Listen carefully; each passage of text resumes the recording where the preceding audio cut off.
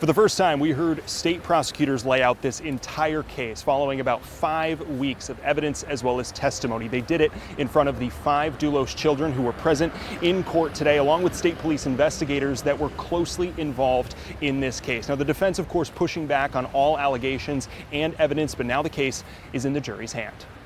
He needed an alibi. He needed the defendant.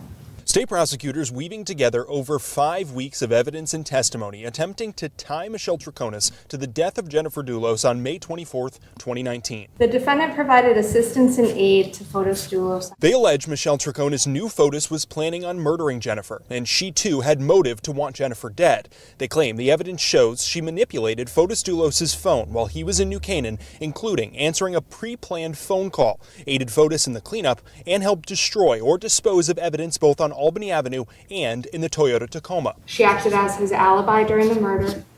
She conspired to tamper with the physical evidence of the murder, intentionally aided in covering it up at 80 Mountain Spring Road, at Albany Avenue in Hartford, and at Russell Speeders in Avon. The defense asserting the state has not met its burden of proof and spent their hour of closing argument cutting strings the state used to tie their case. The state is asking you to speculate that there is evidence where there is none, but the absence of evidence is not evidence. Defense attorney John Schoenhorn offering the jury alternatives to the state's largely circumstantial evidence, like memory issues or language barriers during interviews explaining inconsistencies, calling into question the reliability of state police investigators and witnesses like Pavel Gumieni, and asking jurors to consider why Fotis would hurt his wife when he was making progress toward getting his kids back. This nefarious plot under those circumstances makes no sense.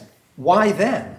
Why at that moment is he going to then plot with his girlfriend to kill Jennifer? It was state prosecutors getting the final word, and that word, coincidences, for the jury to consider, and passing the baton to jurors. You write the third act of this script with your verdict. What's the ending going to be? Jurors were given the case a little after 4 o'clock this afternoon, and they wrapped up for the day at about 4:45. It is important to point out that each charge needs a unanimous verdict from jurors. In Stamford, Kevin Geis, NBC Connecticut News.